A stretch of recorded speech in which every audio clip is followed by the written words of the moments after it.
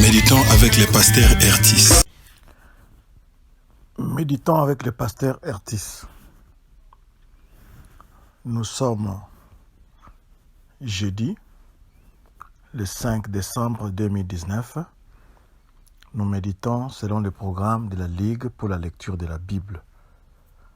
Et le lecteur de la Bible 2019 a prévu Jérémie, chapitre 25, 1 à 14. Pour approfondir la méditation, nous aurons à répondre à quelques questions. La première, y a-t-il un exemple à suivre ou à ne pas suivre? Quelle vérité Dieu me révèle-t-il? Et la seconde, et chaque jour, quel verset m'interpelle le plus? Dans ces passages, Jérémie nous donne un résumé des thèmes qu'il a prêchés, à savoir l'idolâtrie de Juda, le jugement qui va s'abattre à cause de cette idolâtrie, l'exil vers Babylone, c'est ça le jugement en question, et le jugement aussi des autres nations.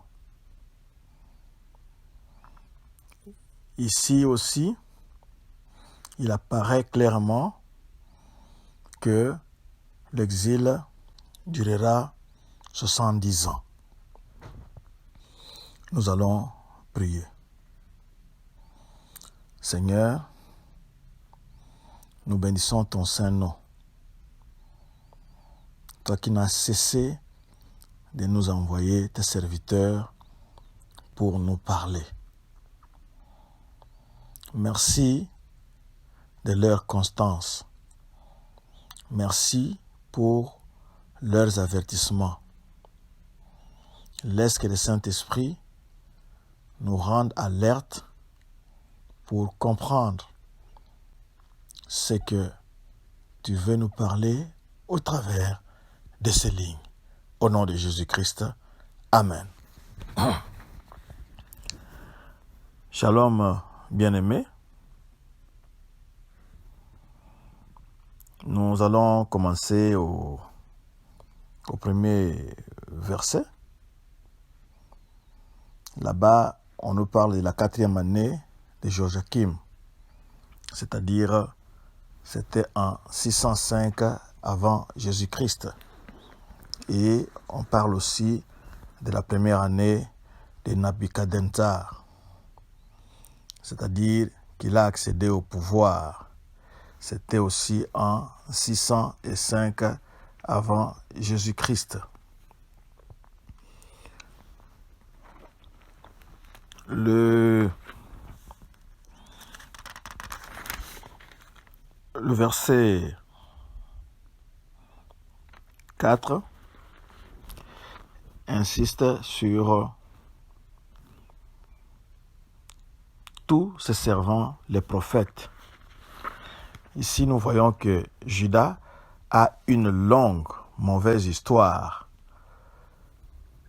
d'ignorer les messagers de Dieu.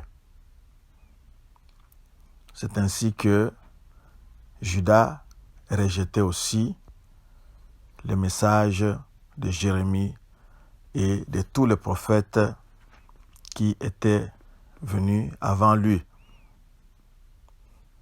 Et le verset 5 nous parle de l'appel pour Juda de se repentir. C'est ça le message central des prophéties de Jérémie. Et toujours au verset 5 là-bas, pour que Israël et Juda continuent à vivre sur la terre où ils vivaient, il y avait une condition. Il fallait que le peuple se répande et obéisse. Le verset 6 nous parle d'aller vers d'autres dieux. La loyauté envers Yahweh était très liée à la possession de la terre. Si vous êtes loyal, fidèle à Yahweh, vous posséderez la terre. Mais s'il y a infidélité, alors Dieu ne sera pas lié, ne sera pas obligé de continuer à vous donner la terre pour possession. Et le verset 9 nous parle des clans du nord. C'est une allusion à l'ennemi qui viendra du nord. Et toujours dans ce verset 9-là, on parle de Nabuchodonosor, le roi de Babylone, mon servant. Ici, c'est pour expliciter l'ennemi qui viendra du nord.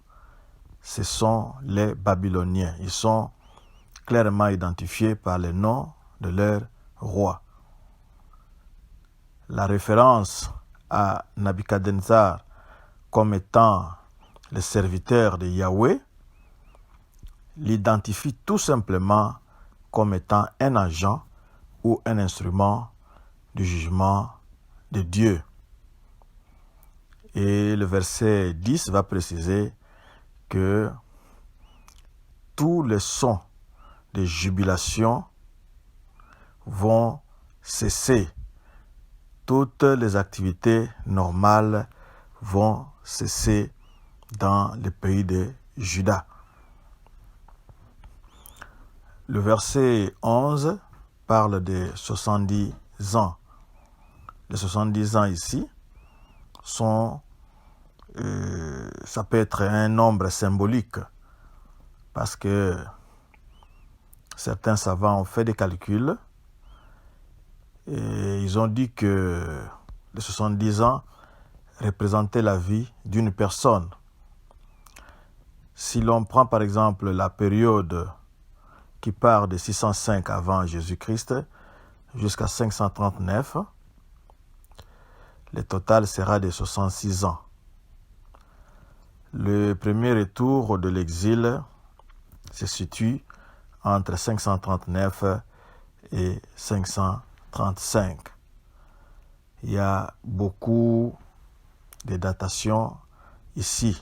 Il y a même ceux qui ont pu dire que certains comptent ces 70 années en chiffres ronds. D'autres estiment ce nombre exact et font partie ces 70 ans de l'an 605 avant Jésus-Christ, date de la première déportation sous le règne de Joachim. La seconde déportation intervient en 597 sous Joachim et la dernière en 586 sous Sédéchias. Ils aboutissent ainsi à l'an 537, soit à l'année où les exilés revinrent au pays après la publication du décret de Cyrus. On peut lire Esdras 1 à 3. Le verset 13 parle de « Je ferai venir sur ce pays toutes les choses que j'ai annoncées sur lui, tout ce qui est écrit dans ces livres. » Jérémie avait livré ou délivré beaucoup d'oracles contre Babylone. On pourra les lire en Jérémie 50, chapitre 50 et chapitre 51.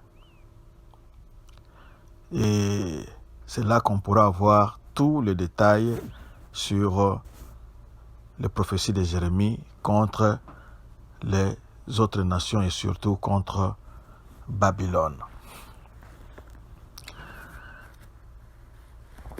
La bonne chose ici, qu'est-ce qu'il convient de faire? L'exil de Babylone, ça venait de Dieu.